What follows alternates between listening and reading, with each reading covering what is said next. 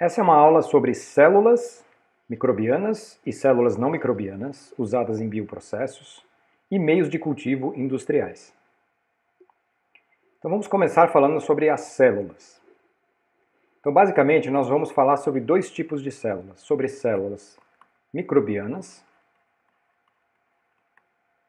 que são células de micro-organismos, e a principal característica delas é que os micro-organismos normalmente estão habituados ou são naturalmente aptos a viver numa forma celular, numa forma unicelular, né? Às vezes, dependendo do micro-organismo, nós vamos ver, pode ser na forma de várias células. Mas o fato é que, pela característica dessas células de viverem na natureza na forma unicelular, elas são bastante resistentes ao cisalhamento. Do outro lado, nós vamos falar um pouquinho das células animais, que também são usadas em bioprocessos. As células animais, elas normalmente, ou no seu ambiente natural, elas se encontram em tecidos, né, em órgãos de diferentes seres vivos, né, de diferentes animais. Portanto, elas não estão habituadas a viver na forma unicelular e não estão habituadas a sobreviver num ambiente em suspensão, né? Vamos imaginar que no bioprocesso industrial essas células serão usadas dentro de um bioreator, né? Dentro de um bioreator, no qual nós temos um líquido, né? Vou tentar esquematizar aqui de uma forma bem simples um bioreator. Aqui tem o líquido e dentro desse líquido nós temos as células em suspensão. As células animais, por não estarem habituadas a viver dessa forma, elas são muito frágeis ao cisalhamento. Elas não têm parede celular, né? Então, uma célula animal, ela tem aqui a membrana plasmática e ela não tem uma parede em torno da membrana plasmática. Os micro-organismos, né, além da membrana plasmática, eles têm em volta da membrana uma estrutura chamada parede celular, que é justamente o que confere a resistência mecânica a essas células. Então elas são facilmente cultiváveis em bioreatores. As células animais não, né? Então nós vamos falar um pouquinho sobre isso, mas as células animais tiveram que ser adaptadas ao cultivo em suspensão. E por que nós usamos células animais em bioprocessos, né? Principalmente porque existem algumas moléculas que nós queremos produzir, moléculas complexas, né? Proteínas, que têm estruturas muito complexas que os micro-organismos não conseguem sintetizar. Então, nesses casos, nós vamos ter que apelar para as células animais. Eu gostaria primeiro de fazer só aqui uma ressalva, né? Para quem cursa engenharia de alimentos, já ouviu falar muito de micro-organismos, mas principalmente dentro da área de microbiologia de alimentos, né? A nossa microbiologia aqui nos bioprocessos industriais, ela acaba caindo numa outra área que é chamada de microbiologia industrial, né? E como vocês podem ver aqui, existem diferentes especialidades dentro da microbiologia. Essa é uma árvore filogenética que mostra todos os seres vivos, né? Desde o nosso último ancestral comum. E aqui vocês podem ver que nós temos, de um lado, os seres vivos procariotos, né, que são aqueles que não têm estruturas organelas intracelulares, não têm núcleo celular. E aqui nós temos os eucariotos, né, que são os seres que têm células com organelas celulares, com núcleo celular. Então, por exemplo, nós estamos aqui nesse ramozinho da árvore dentro do grupo dos animais. Em bioprocessos industriais, né, nós temos principalmente como células de bactérias, né? Células de arqueia praticamente não são usadas em processos industriais. Deixa eu marcar aqui. Então nós temos bactérias, né? E dentro dos eucariotos, nós temos principalmente os fungos, né? E aqui nós vamos ter basicamente duas classes de fungos. Nós vamos ter as leveduras e nós vamos ter os bolores. E as células animais, então, cairiam dentro desse ramo aqui da nossa árvore filogenética, né? Isso é só para vocês terem uma ideia geral da relação filogenética entre as células usadas em bioprocessos.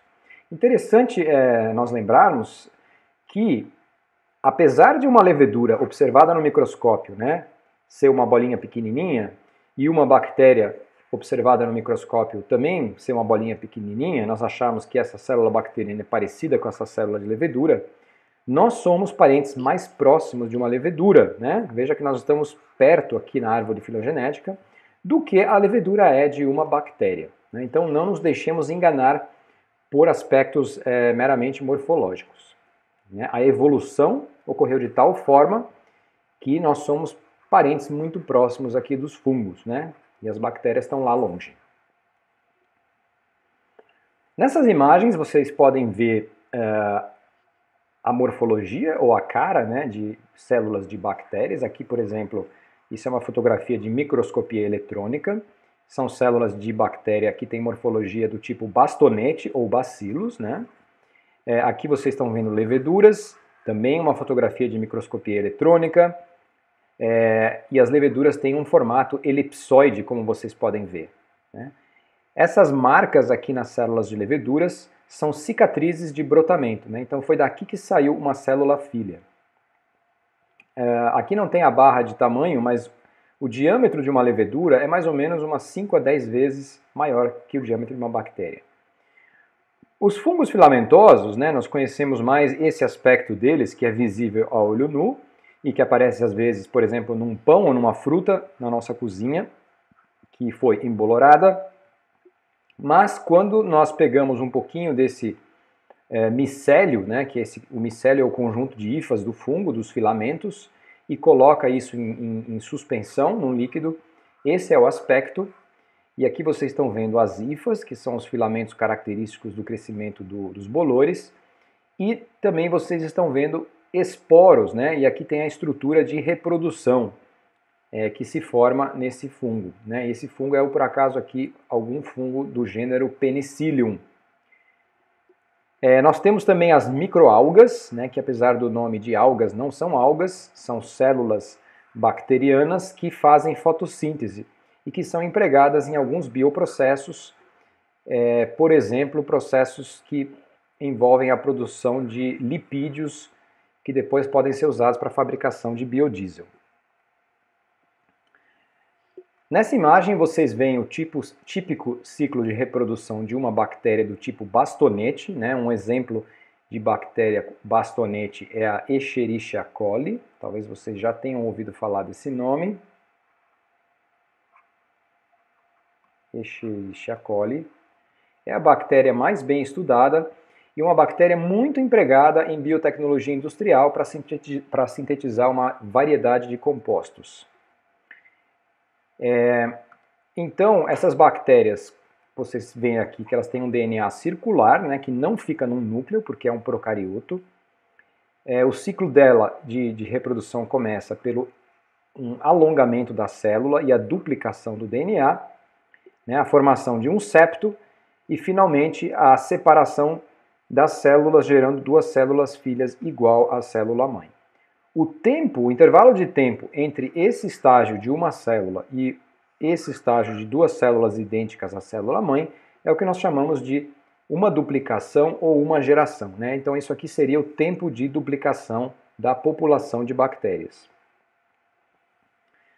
As bactérias não são somente bastonetes ou bacilos, né? Existem várias outras morfologias. Então existem os cocos, existem os diplococos, os streptococos, que são como colares, né? Correntes de cocos, e os estafilococos, que são como cachos de uva de cocos, né? Esses são talvez os principais tipos morfológicos empregados na biotecnologia industrial, apesar de haver outros. Os fungos, então aqui de novo uma outra imagem das leveduras, uma outra imagem de fungos filamentosos ou bolores, né? Vocês veem os filamentos e essas estruturas mais redondas e escuras são estruturas de reprodução, ou seja, aqui já serão formados os esporos, né, que o fungo libera, e esses esporos são carregados então pela água, pelo vento, e no momento que eles encontram um novo ambiente propício, eles começam a formar novos filamentos. Esse é o aspecto, né, que nós conhecemos melhor dos bolores, visível a olho nu. E existem outros tipos de fungo, né, que são, por exemplo, aqueles que formam cogumelos. Mas essas duas categorias aqui, né, as leveduras e os bolores, são os principais fungos usados na biotecnologia industrial ou na engenharia de bioprocessos. Aqui nós temos uma imagem também obtida por microscopia eletrônica, mas aqui no caso de transmissão, né, aquelas outras fotos eram microscopia eletrônica de varredura, elas dão um aspecto mais tridimensional. Essa técnica aqui ela faz um corte, né, muito fino na célula de levedura, e vocês podem ver aqui embaixo algumas estruturas internas, por exemplo, um vacúolo, um núcleo, mitocôndria. Dá para ver aqui a membrana celular e a parede celular aqui por fora. E aqui essa célula está formando um broto, né, que vai virar com o tempo uma célula adulta igual a essa daqui. Esse é um esquema mostrando as principais organelas intracelulares.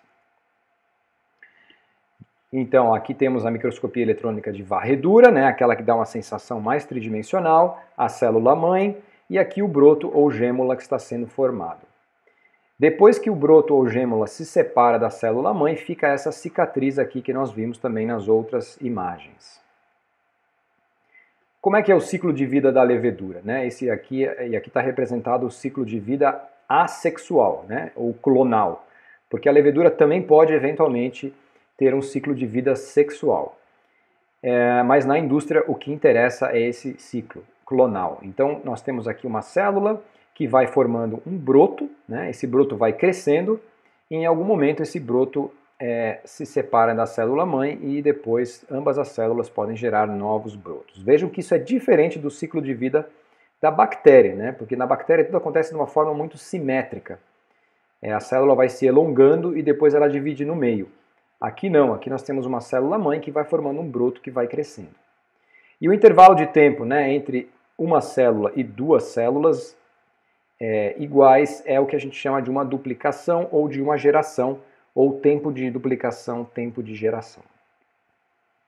Fungos filamentosos, de novo, aqui vocês estão vendo uma laranja que foi colonizada por um fungo, né? Os fungos filamentosos têm essa característica de, na natureza, né, eles crescerem em superfícies, né? Então nós vemos muito isso na floresta, em cascas de árvores, embaixo da terra a gente acaba não vendo, mas existe muito fungo filamentoso. Aqui nós temos um pão colonizado. E se nós fizermos um zoom aqui, né, o que nós vamos observar é isso, vários filamentos e as estruturas de reprodução que contêm milhares de esporos. Para ver melhor como é que fica a estrutura de um fungo, eu recomendo que vocês assistam um vídeo, né?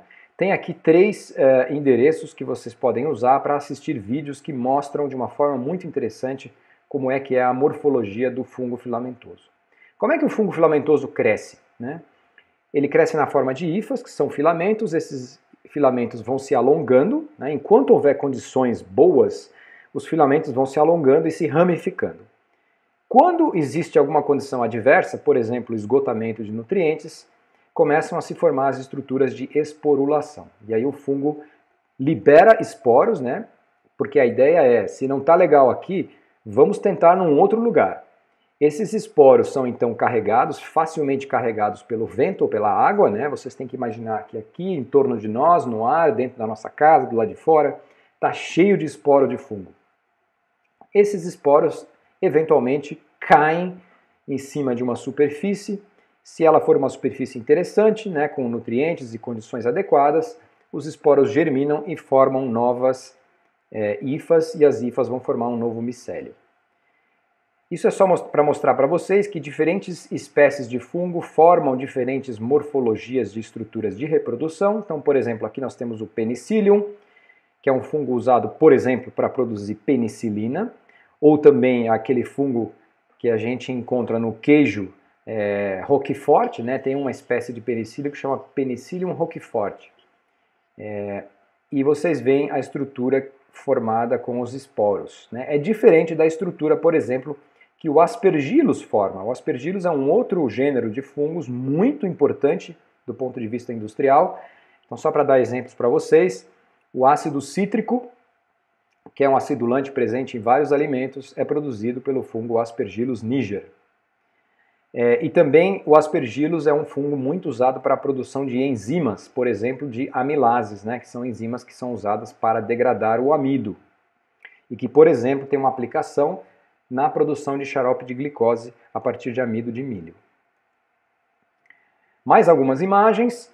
Isso aqui é um fungo crescendo em uma superfície sólida, né? Imagina que nós estamos agora olhando de lado, aqui nós temos o meio sólido e aqui é o ar. Então vocês veem que o fungo forma filamentos para dentro do meio de cultivo, mas ele também forma as hifas aéreas, né? Para cima do meio de cultivo. Essas hifas, esses filamentos, são as chamadas células vegetativas, né? Diferente das estruturas de reprodução que vocês estão vendo aqui, que nós já vimos nas outras imagens.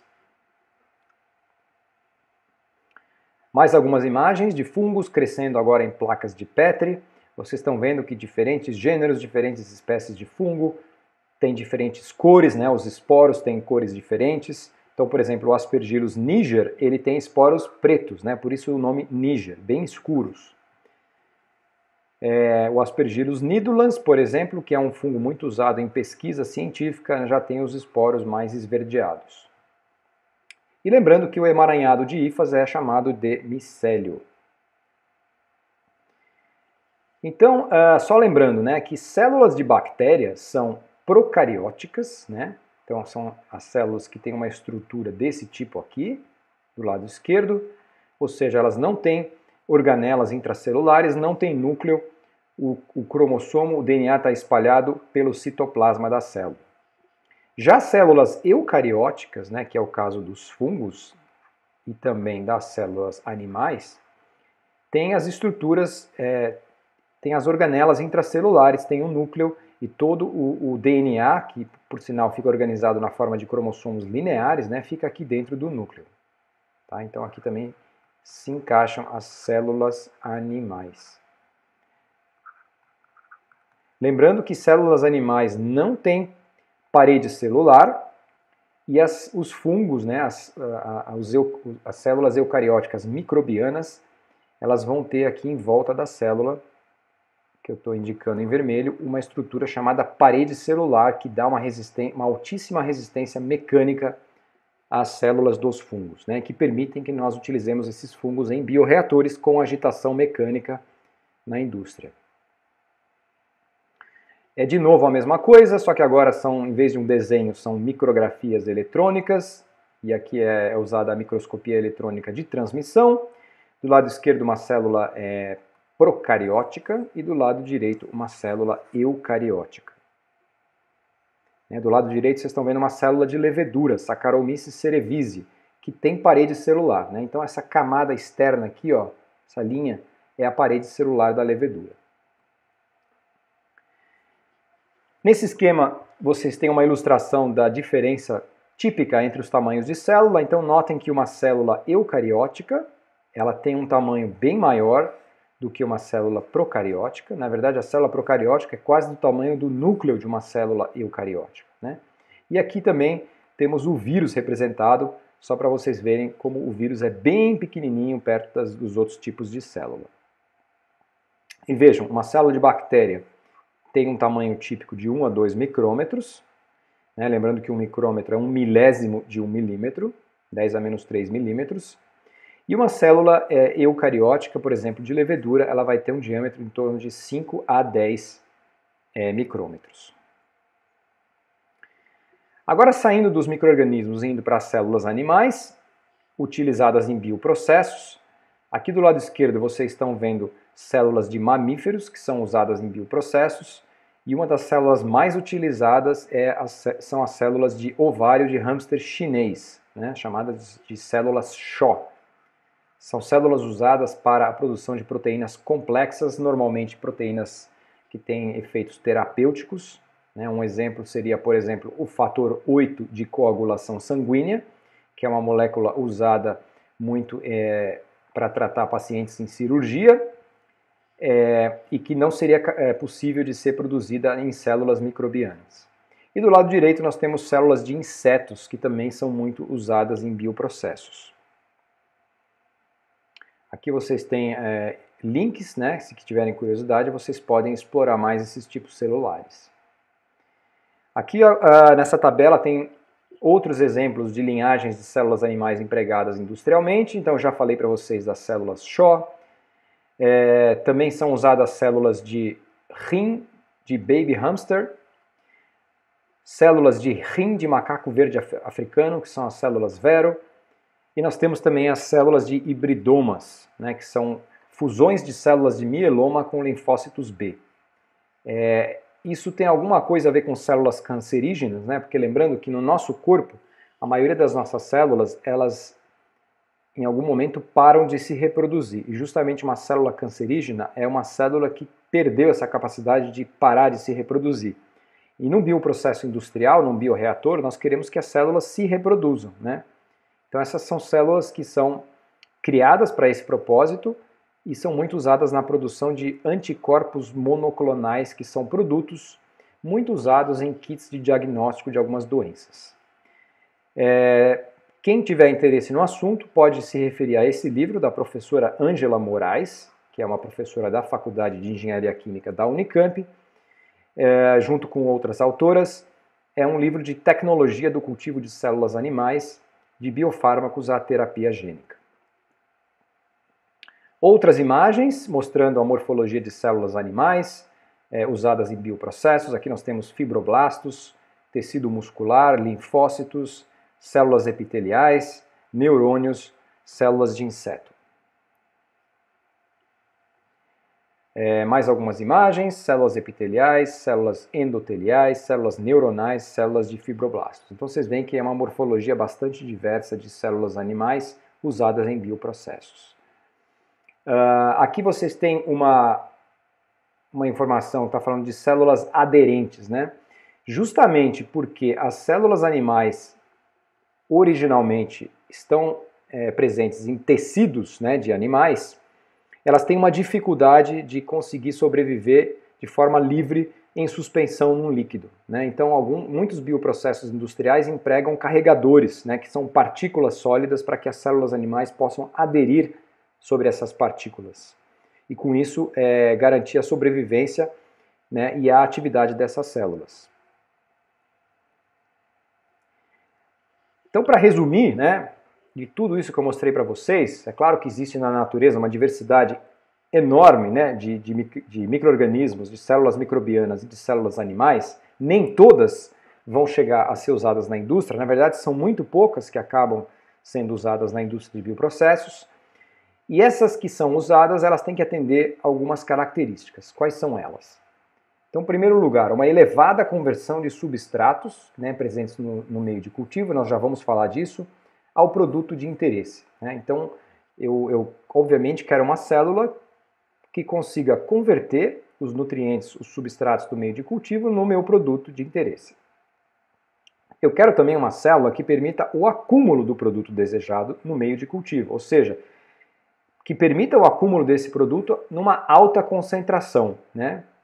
Que não seja, por exemplo, que a célula não seja, por exemplo, inibida pelo acúmulo desse produto, ou que ela produza alguma substância que é incompatível com o produto de interesse, né? Imagina, por exemplo, que eu estou interessado em produzir uma proteína, a minha célula produz essa proteína, mas ela também produz, por exemplo, uma protease, que é uma enzima que degrada proteínas. Isso não vai funcionar bem num bioprocesso. Idealmente, nós queremos células que tenham comportamentos fisiológicos constantes, né? Porque cada vez que eu vou começar um novo bioprocesso, eu vou tirar as células do meu estoque, eu vou propagar essas células até inocular um reator principal. Eu gostaria que essas células sempre tivessem o mesmo comportamento. Isso parece óbvio, né? Mas como é válido para todos os seres vivos, muitas vezes as células mudam de comportamento. Não ser patogênico, né? Nós queremos ter células que não causem doenças nos operadores das indústrias. É claro que isso nem sempre é possível, né? Por exemplo, no caso de produção de vacinas, às vezes nós temos que lidar com células patogênicas.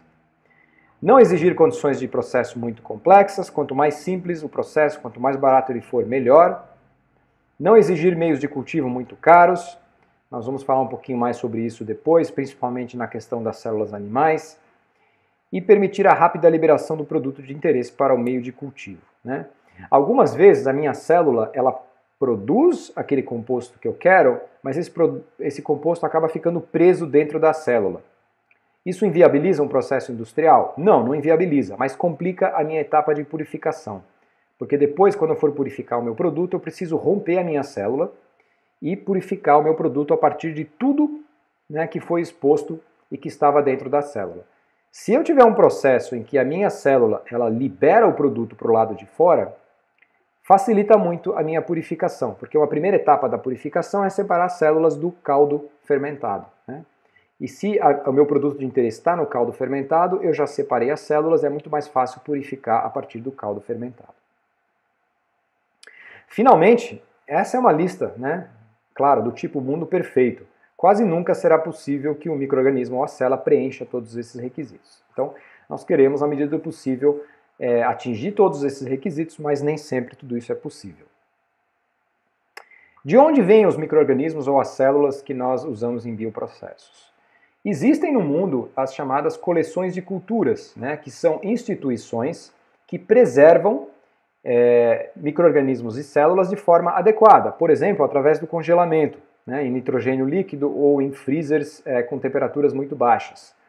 Eles têm catálogos na internet, eu posso entrar lá, escolher a célula que me interessa e fazer uma compra, por exemplo, com meu cartão de crédito, né? E vocês veem aqui que tem coleções de cultura nos Estados Unidos, na Inglaterra, na Europa, na Holanda, enfim, em vários países, e também temos algumas coleções de cultura no Brasil, né? Por exemplo, a chamada CCT, que é aqui em Campinas, Coleção de Culturas Tropical.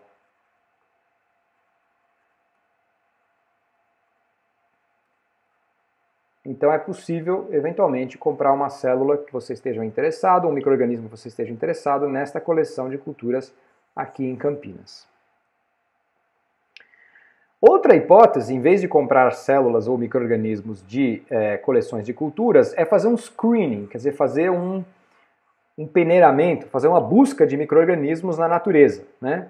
Então eu posso, por exemplo, ir para um ambiente em que eu ache que é propício para encontrar micro-organismos com uma certa característica, né? Por exemplo, se eu estou interessado em micro-organismos que produzem enzimas do tipo lipase, que são enzimas que degradam gorduras, eu vou lá em algum ambiente que tem muita gordura ou que tem muito óleo e tento isolar micro-organismos a partir daquele ambiente. Aí eu trago, né, para o meu laboratório, eu tenho que ter algum teste rápido que identifique a capacidade daqueles micro-organismos de produzir lipases, e eu noto que existe uma distribuição natural aqui de produtividade, né, das células, por exemplo, para as lipases. Algumas células vão produzir muito, né, algumas vão produzir pouco e a maioria vai produzir alguma coisa intermediária. Então, eu estou interessado nesses caras aqui, que são os que mais produzem aquele produto no qual eu estou interessado, né? As lipases foram um exemplo apenas que eu dei para vocês, né? Se vocês forem ler na legenda da figura, eles estão aqui falando de tetraciclina, que é um antibiótico, mas o raciocínio é o mesmo, né? Eu faço uma busca num ambiente natural e estou interessado naqueles micro-organismos que mais produzem o antibiótico. Depois isso é trazido para dentro do laboratório, tá? Isso pode ser feito tanto em universidades, institutos de pesquisa, em empresas, e essas células, que são as que mais produzem, né, de novo essas aqui, são submetidas a um programa de melhoramento por mutagênese e seleção. Então nós pegamos uma suspensão dessas células, nós fazemos um tratamento mutagênico, né? Nós podemos aplicar, por exemplo, luz ultravioleta, e vejam o que é um tratamento mutagênico, né? Eu aplico, por exemplo, luz ultravioleta por um determinado tempo, aqui vocês estão vendo uma escala em segundos.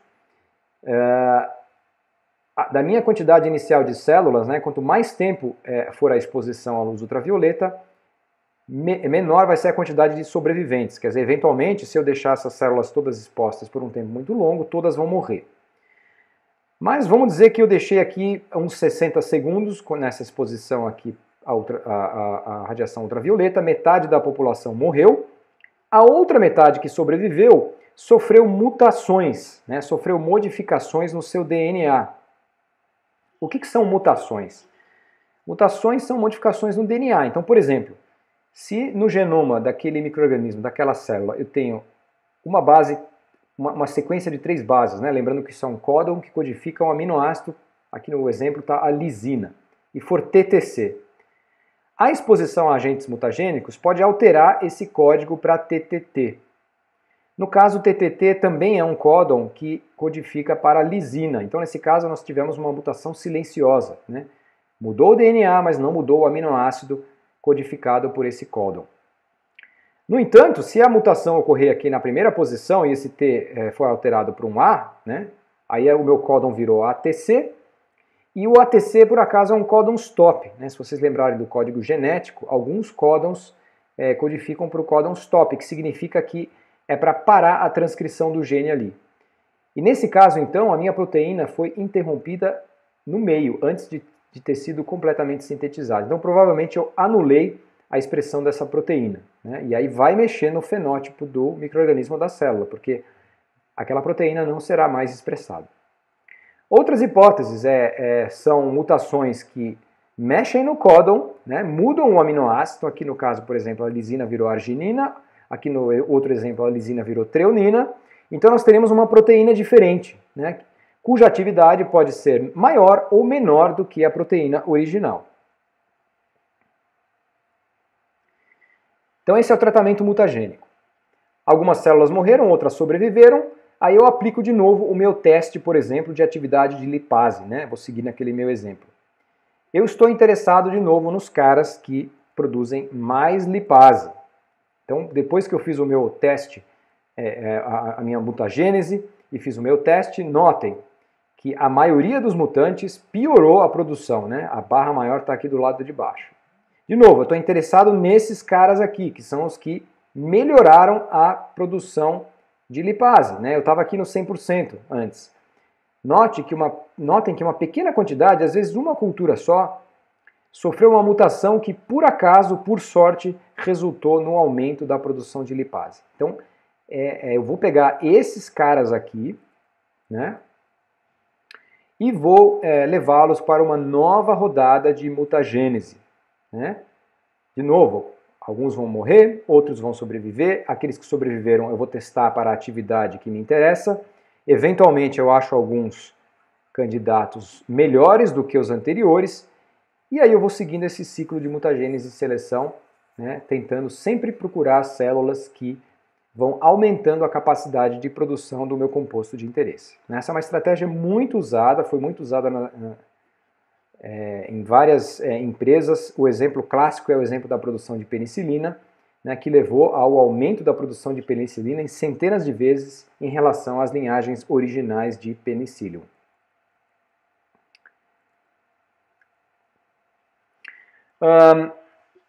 Existe também a possibilidade de se introduzir modificações genéticas em células microbianas ou em células animais para utilização em bioprocessos. Então, muitas vezes, a minha célula não é capaz de produzir um determinado composto, né? Por exemplo, vocês sabem que muitas pessoas no mundo sofrem de diabetes. Como é que é tratada a diabetes? É tratada com insulina, né? Insulina humana. Como é que eu produzo insulina humana?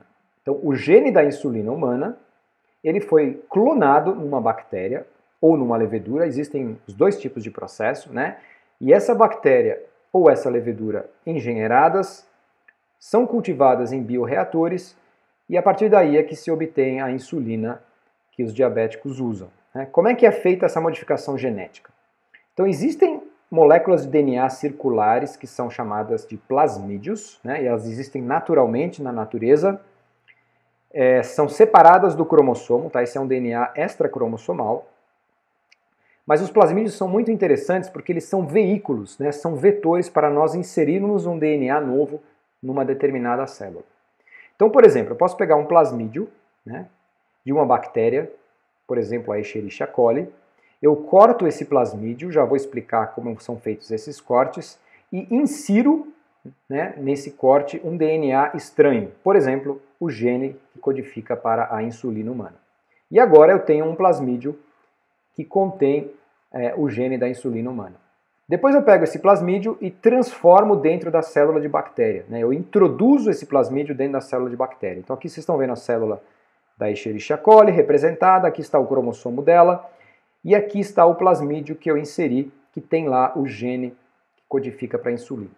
Eu cresço essa bactéria dentro de um bioreator, né? Ela vai se multiplicar, e depois eu consigo então induzir a expressão desse gene e obter a insulina em grande quantidade. Aqui nós temos um mapa de um plasmídio, só para vocês verem um pouquinho mais em detalhe. O plasmídio é uma molécula circular de DNA. Não é a única forma de se introduzir uma modificação genética, mas é uma delas. E o que vocês estão vendo nesse mapa desse plasmídio são vários chamados sítios de restrição, né? Esses sítios de restrição são pequenas sequências de DNA que são reconhecidas por algumas enzimas, chamadas nucleases, né? EcoR1, HIND3, BAMH1, são todas nucleases. São enzimas que, quando elas encontram uma sequência de DNA, elas vão lá e cortam o DNA. Então vejam nessa tabela, aqui estão as sequências de DNA que cada uma dessas enzimas reconhece. Então a enzima BAMH1 reconhece GGA-TCC, né? E notem que isso é um palíndromo. O DNA é sempre dupla fita, e aqui, no sentido contrário, nós também temos GGA-TCC. No momento que a enzima BAMH1 ela encontra uma sequência dessa no DNA, ela vai lá e corta, né? E vocês estão vendo as setinhas aqui, ela vai fazer um corte assim, ó. Então, com isso, abre-se aquele plasmídio. E se eu tiver o meu DNA, por exemplo, o gene da insulina, cortado com a mesma enzima BH1, né, as extremidades do DNA da insulina e do plasmídio vão ser complementares. E aí eu consigo ligar depois essas duas moléculas de DNA usando enzimas chamadas de DNA ligases. E tanto as enzimas de restrição, né, que são essas aqui da tabela do lado esquerdo, existem várias outras, não só essas, como as DNA ligases, são enzimas que existem na natureza em diferentes seres vivos, né? O que nós fizemos foi simplesmente descobrir essas enzimas, aprender como elas funcionam, trazer para dentro do laboratório, né, de forma purificada e usá-las ao nosso favor. Outro ponto importante, né, que tem a ver com aquela característica das células idealmente serem fisiologicamente constantes para elas serem usadas em bioprocessos, é como é que nós preservamos essas células. Então, aqui estão alguns métodos típicos de preservação. É possível preservar por repiques periódicos em meio sólido, né, por exemplo, uma placa de Petri. Acho que todo mundo sabe que é uma placa de Petri, contendo um meio solidificado com agar. Eu posso crescer células aqui nessa placa, deixar essa placa na geladeira e, sei lá, a cada mês, por exemplo, eu transfiro essas células para uma nova placa com meio de cultivo fresco. Essa é uma forma possível de preservação. Não é uma forma ideal, porque mesmo na geladeira essas células não estão paralisadas, né? O metabolismo delas não está parado. Elas estão crescendo muito devagarzinho. E no momento que elas estão crescendo e vão sendo reinoculadas, né, existe a possibilidade delas sofrerem alguma mutação ou sofrerem alguma modificação fenotípica, o que não é o ideal para bioprocessos. Uma outra hipótese é armazenar esporos, né, principalmente de fungos filamentosos, em terra e areia. Um esporo, né, desde que não tenha nutrientes, que não tenha umidade, ele vai ficar lá preservadinho na forma de esporo. Ele não vai germinar e formar hifas. Então, armazenar em terra e em areia é uma hipótese para os esporos. Um meio de preservação muito comum e que nós inclusive temos no nosso laboratório na Unicamp é o armazenamento em meio contendo glicerol em ultrafreezer a menos 80 graus. Vocês estão vendo que essa temperatura de menos 80 ela é bem menor do que a temperatura de um freezer comum da nossa casa, que está em torno de menos 20 graus. Então faz diferença sim preservar a menos 80 ou a menos 20. E o glicerol ele é um agente que ajuda as células a se manterem íntegras, a não serem rompidas no processo de congelamento e descongelamento. Uma outra hipótese é armazenar em nitrogênio líquido, né? Então talvez vocês já tenham visto aquelas imagens na televisão de um cientista que abre um frasco e sai lá um vapor, e ele tira lá de dentro uma caixinha cheia de tubinhos, né? Muitas vezes isso é o nitrogênio líquido. O nitrogênio líquido ele tem uma temperatura entre menos 150 e menos 200 graus Celsius, então é muito adequado para a preservação de células. A vantagem do nitrogênio líquido, quer dizer, em relação ao freezer a menos 80, é que o nitrogênio líquido não vai quebrar, né? O freezer, se por acaso tiver uma falta de energia ou se quebrar o motor do freezer, a gente pode perder todo o nosso estoque de células. O armazém de nitrogênio líquido ele não tem essa questão de quebrar, mas nós precisamos repor o nitrogênio líquido com uma certa frequência, né? Porque ele vai evaporando ao longo do tempo. E uma outra hipótese para preservação é a liofilização, né, que se usa muito na área de engenharia de alimentos e que nada mais é do que o congelamento e a posterior sublimação da minha amostra, né? Então isso também é uma forma de preservar células ou micro-organismos em ampolas liofilizadas. Nesse gráfico está ilustrada a preservação de uma cepa, uma linhagem de Aspergillus avamori, né, que é um fungo filamentoso, e que aqui no caso foi feito um estudo para comparar a preservação em 3 meios de cultivo diferentes. Nesse caso é aquela preservação em placa de Petri por repiques, né? Num caso foi usado um agar com destrose e batata, seria esse pontinho preto aqui. No outro caso, foi usado um agar com um meio chamado Xapec, que é essa bolinha aberta aqui. E no outro caso, foi usado um agar com extrato de malte, extrato de levedura e malte, que é esse triângulozinho aqui. O que vocês notam, e aqui no eixo vertical, é a capacidade do fungo de produzir glicoamilase, né, que é uma enzima que degrada amido. E aqui tem o número de transferências que foi feito deste fungo de uma placa para outra. Então notem que dependendo do meio de cultivo lá na placa de Petri, a capacidade de produzir a enzima, eventualmente ou ela caiu muito, ou ela foi praticamente preservada, ou ela caiu um pouco, né? Então, só para ilustrar aqui, o meio de cultivo que nós usamos na placa de Petri, só isso já pode ter uma influência na estabilidade do meu micro-organismo, né? Muito bem, agora vamos passar para o tema de meios de cultivo. Antes de pensar em formular um meio de cultivo para ser usado num bioprocesso industrial, nós temos que pensar em qual é a composição de uma célula. E aqui no caso eu trago para vocês as composições dos 3 principais tipos de micro-organismos usados na indústria: bactérias, leveduras e fungos filamentosos. E aqui no caso vocês estão vendo a composição elementar, ou seja, nós estamos olhando para elementos químicos, aqueles que estão na tabela periódica, né? Então notem em primeiro lugar que qualquer célula ela tem em torno de 50% de carbono, né? Tanto faz se ela é uma bactéria, uma levedura ou um fungo. Então esse é um número até interessante de vocês guardarem na cabeça. 50% 50% da célula é carbono. E na realidade é 50% da parte seca da célula. Certo? Então, esses dados nessa tabela são por massa seca. Porque uma célula típica, né, a célula inteira, ela tem mais ou menos 70% de água e mais ou menos 30% de matéria seca, né? Esse raciocínio, grosso modo, dá para nós aplicarmos para o nosso corpo humano também. 70% é água e os outros 30% são matéria seca. E é dessa matéria seca que nós estamos falando, né? Desses 30% é que a metade é carbono. E aí nós temos outros elementos químicos: nitrogênio, hidrogênio, fósforo, enxofre, potássio e por aí vai.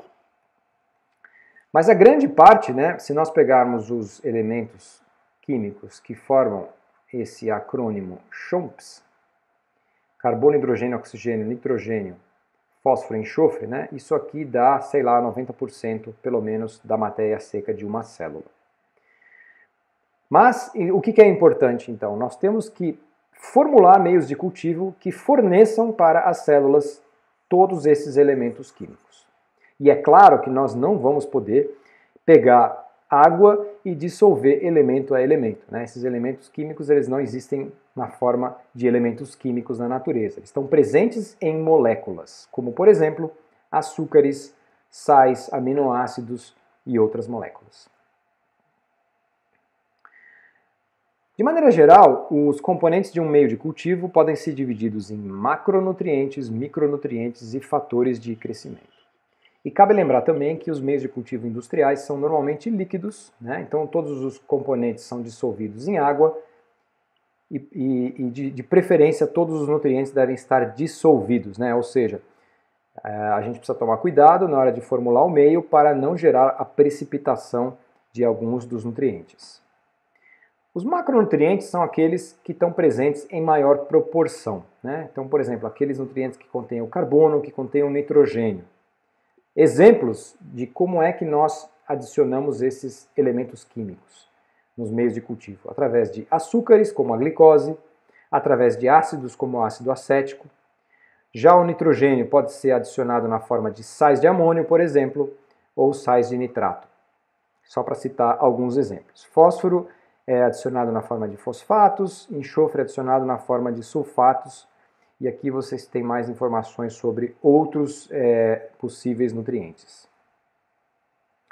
Os micronutrientes são aqueles que são exigidos em menor quantidade, mas que são também igualmente importantes aos macronutrientes. São igualmente importantes à medida que nós não podemos deixar de adicioná-los ao meio de cultivo. Ou seja, se nós não colocarmos esses micronutrientes, provavelmente as células não vão crescer, não estarão felizes lá no nosso meio de cultivo. E aqui vocês estão vendo coisas como cromo, cobalto, cobre, manganês, molibdênio, níquel, selênio e outros mais. E por que a célula precisa desses micronutrientes? Vamos pegar, por exemplo, o manganês, né? Ele é um ativador de muitas enzimas. Então tem certas enzimas do metabolismo celular que, para funcionar bem, elas precisam de um pouquinho de manganês, né? Se não tiver esse pouquinho de manganês lá, a enzima não funciona e talvez o metabolismo da célula também não funcione direito. A divisão entre o que é macro e o que é micronutriente nem sempre é muito clara, né? Alguns autores classificariam um determinado nutriente como macro, outros como micro, mas a gente não precisa se preocupar também muito em saber essa distinção exata. Os fatores de crescimento, que são a terceira categoria de nutrientes no meio de cultivo, são compostos, né, ou moléculas prontas que nós adicionamos ao meio de cultura.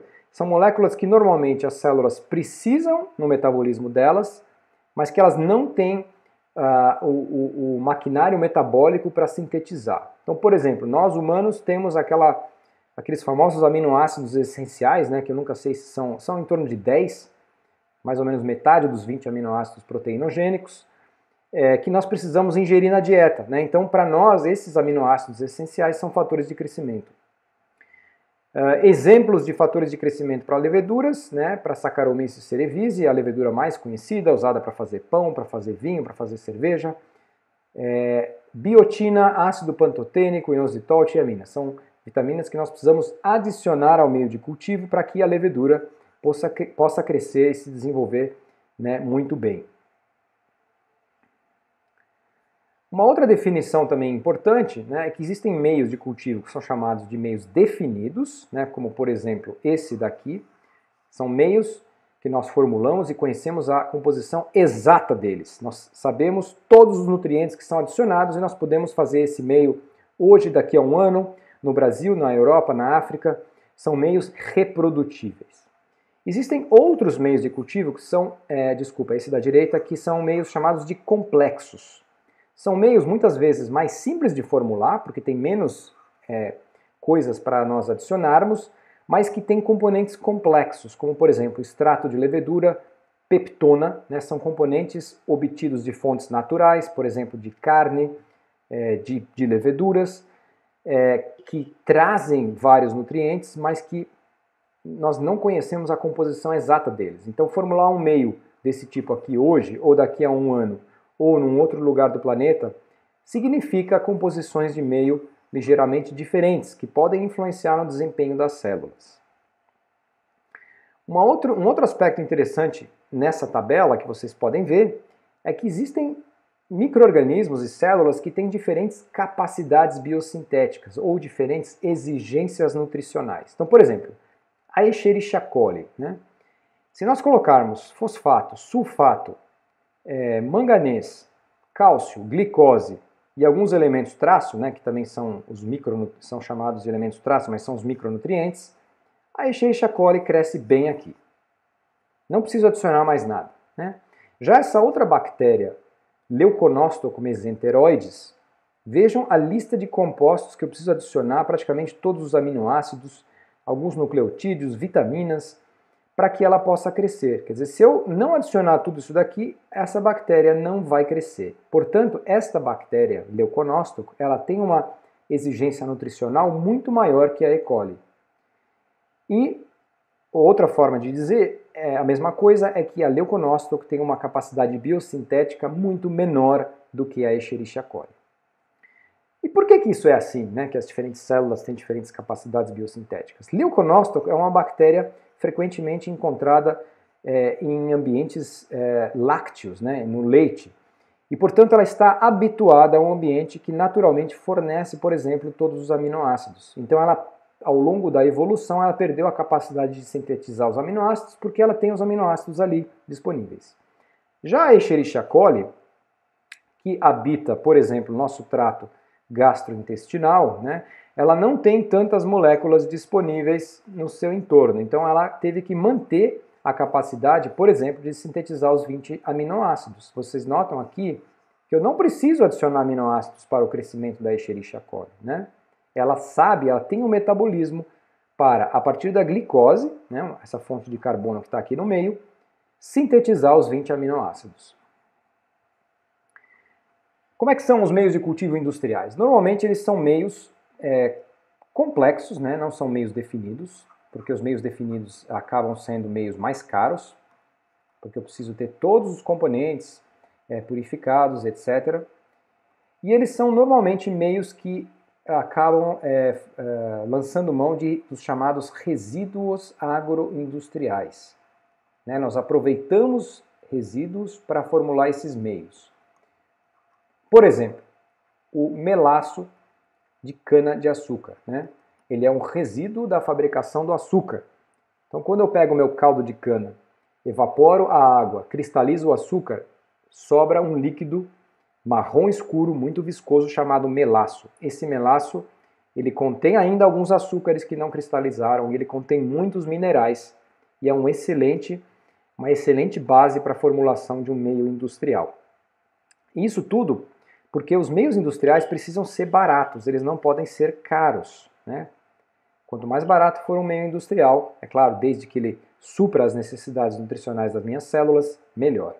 Então, está um pouco pequeno aqui a letra, né?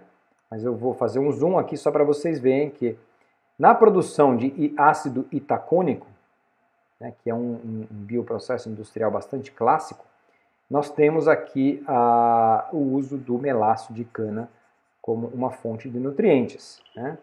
Outros exemplos, produção de amilase, enzimas usadas para digerir o amido. Nós temos farinha de soja, né, uma outra fonte de nutrientes interessante. Deixa eu ver o que mais tem aqui.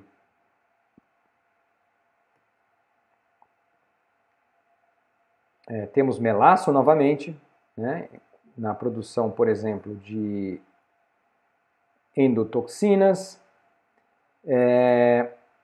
Produção de ácido glutâmico é outro exemplo interessante, né, o glutamato, que por exemplo, esse realçador de sabor que a gente pode encontrar no supermercado. Vocês estão vendo aqui que usa um meio já mais assim próximo ao meio definido, né? Tem todos os componentes separadinhos para a produção do ácido glutâmico. Então esses são só alguns exemplos de meios industriais, tá? Mas de maneira geral, eles são meios complexos, nós não conhecemos a composição deles, eles não são exatamente reprodutíveis e lançam mão do uso de resíduos agroindustriais que são economicamente interessantes.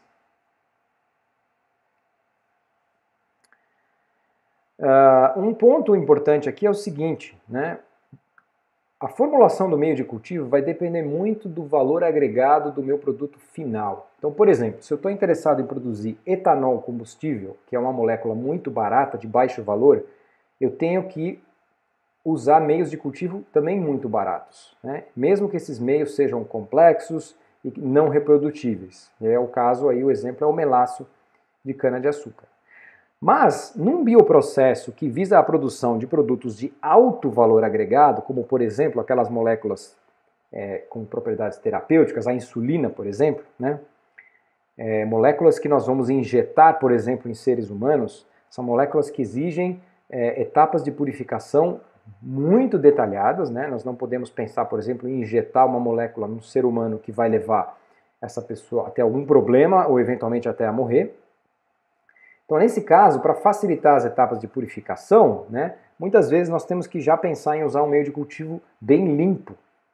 E mesmo que isso signifique um custo maior, né, nós podemos, por exemplo, lançar a mão de um meio definido, né, porque isso vai facilitar depois a purificação da minha molécula.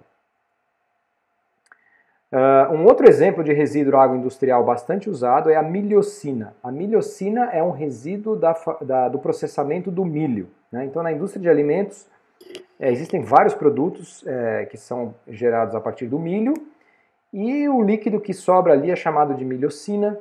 Notem que ele contém vários aminoácidos, né? Bastante nitrogênio, ele contém vários elementos químicos aqui da tabela periódica, contém também algumas vitaminas. Então a milhocina também é um exemplo de um resíduo agroindustrial muito usado para formular meios de cultivo industriais. Tudo isso que eu falei até agora vale principalmente para micro-organismos, né? Agora, as células animais, elas são um capítulo à parte no que concerne meios de cultivo, porque como eu já falei, né, as células animais, elas normalmente estão habituadas a crescer em tecidos de animais, órgãos de animais que são irrigados por sangue, por exemplo. Então, para depois de conseguir adaptar uma célula animal ao cultivo em suspensão, né, o meio de cultivo também exige uma formulação muito complicada, né? Além da glicose, é preciso adicionar a glutamina, né, como fonte de nitrogênio. Isso é algo muito específico das células animais. Sais, vitaminas, micronutrientes nós encontramos nos meios de micro-organismos também. Os fatores de crescimento são diferentes e são vários. Nós precisamos adicionar antibióticos, porque nos cultivos com células animais nós não podemos correr o risco de haver uma contaminação microbiana, né? Porque se um micro-organismo entra num bioreator de cultivo de células animais, ele vai acabar tomando conta da cultura, porque os micro-organismos se duplicam muito mais rapidamente do que as células animais. A própria água, né, já vamos detalhar isso, é uma água que tem que ser uma água especial, livre de contaminantes minerais, orgânicos e microbianos, livre de pirogênios, que são substâncias que podem causar febre nas pessoas. Então é uma água que tem que ser ultra pura, né, ultra pura, e ela geralmente é preparada por osmose reversa, seguida de purificação em resinas de troca iônica. E por último, mas não menos importante, nós temos esse componente que é o chamado soro fetal bovino, né? Que é um soro extraído do sangue do feto, né, de bois. Isso gera uma série de discussões éticas, né? Mas que é necessário para que essas células animais possam crescer em bioreatores, né? Existem vários estudos atualmente em andamento para tentar substituir o soro fetal bovino por outras composições. Qual é a vantagem do soro fetal bovino, né? Ele permite que um mesmo meio de cultura seja empregado para diferentes linhagens celulares. Então, usando o soro fetal bovino, eu consigo crescer basicamente todos os tipos de células animais, né? Porque isso já vem com os fatores de crescimento, com os hormônios e outros componentes necessários ao crescimento dessas células. Quais são os problemas do uso do soro fetal bovino? Ele introduz proteínas que dificultam a purificação depois, né? É uma fonte nutricional bastante complexa, tem uma composição variável, né? Tem mais de 1000 componentes em sua composição, e assim como o extrato de levedura, assim como a peptona, cada vez que eu obtenho um lote, né, de soro fetal bovino, ele é diferente dos outros. Existe um alto risco de contaminação por vírus, por prions, por micoplasmas, que são bactérias muito pequenas. Aliás, é por isso que é usado o soro fetal bovino, quer dizer, do feto do boi, né? Não se usa o soro do sangue de animais adultos, porque os animais adultos contêm todas essas células e que inviabilizariam, então, o bioprocesso.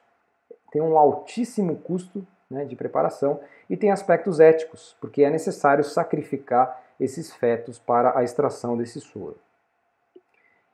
Quais são os substitutos do soro que estão sendo estudados atualmente? Hidrolisados proteicos ou peptonas. São misturas complexas de oligopeptídeos, aminoácidos, produzidos por digestão química ou enzimática de caseína, albumina, lactoalbumina, tecidos animais, tecidos vegetais, né, como por exemplo dessas fontes, extratos de leveduras. O problema é que para cada tipo de célula animal acaba sendo necessária uma diferente combinação, um diferente tratamento dessas fontes complexas, e esses estudos demandam muito tempo para serem realizados, né? Então esse é um assunto que está em andamento aí, mundo afora, nos centros de pesquisa. E para terminar aqui a nossa aula, né, o que acontece quando eu achei um meio de cultura adequado, né, com todos os nutrientes que as células precisam, coloco isso numa temperatura, num pH adequado e inoculo isso com a minha linhagem celular, né? Vai acontecer isso, quer dizer, a concentração celular vai aumentar ao longo do tempo, ou seja, a população de células vai crescer, nutrientes serão consumidos e o produto de interesse será formado, né? Mesma coisa aqui, nós temos as células, a população celular aumentando, o produto também sendo formado e algum substrato, né? Lembrando que no meio nutricional tem vários componentes, mas alguns componentes que a gente acompanha a concentração deles e observa que eles vão sendo consumidos ao longo do tempo, né? Nós vamos falar em mais detalhes sobre isso numa aula de cinética do crescimento microbiano. Esse livro de microbiologia do Brock é um livro muito bom, né? E para vocês que quiserem saber mais sobre esse assunto de células e meios de cultivo, eu recomendo a leitura do capítulo 5 da 10ª edição, né, que é uma edição em português, que fala sobre nutrição, cultivo laboratorial e metabolismo dos micro-organismos. E é isso, obrigado.